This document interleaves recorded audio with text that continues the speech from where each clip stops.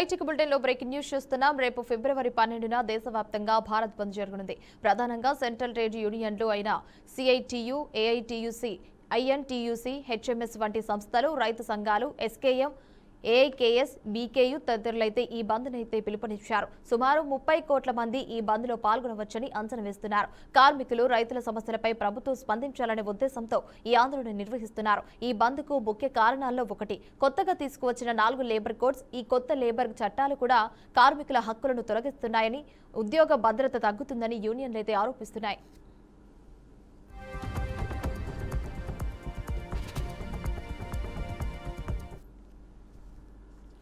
అలాగే భారత్ అమెరికా వాణిజ్య ఒప్పందం వల్ల భారతీయ రైతులకు నష్టం కలుగుతుందని, ముఖ్యంగా వ్యవసాయ ఉత్పత్తుల మార్కెట్పై కూడా ప్రభావం పడుతుందని రైతు సంఘాలు చెబుతున్నాయి. అదనంగా ఎంఎస్పీకి కూడా చట్టబద్ధ హామీ, ఎలక్ట్రిసిటీ అమెండ్మెంట్ కూడా బిల్లు, ఉపసంహరణ, ప్రైవేటీకరణకు వ్యతిరేకత, వేతనాల పెంపు వంటి కూడా డిమాండ్లు కూడా ఉన్నాయి.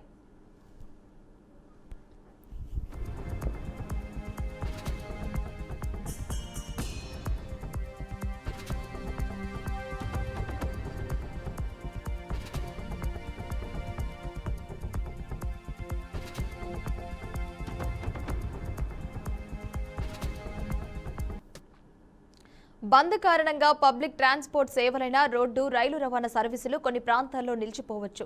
ప్రభుత్వ కార్యాలయాలు, పబ్లిక్ సెక్టర్ బ్యాంకులు, కొన్ని మార్కెట్లు మూసివేయబడే అవకాశమైతే ఉన్నట్టు తెలుస్తోంది. స్కూళ్లు, కాలేజీలు అధికారికంగా సెలవు ప్రకటించకపోయినా బస్సులు నిలిచిపోతే అవి కూడా తెరుచుకోవచ్చని తెలియజేస్తున్నారు. ఆసుపత్రులు, అంబులెన్సులు, ఫైర్ సర్వీసులు వంటి అత్యవసర సేవలు కొనసాగుతాయి. ప్రైవేట్ ఆఫీసులు, ఐటీ కంపెనీలు కూడా సాధారణంగానే పనిచేసే అవకాశం ఉంది.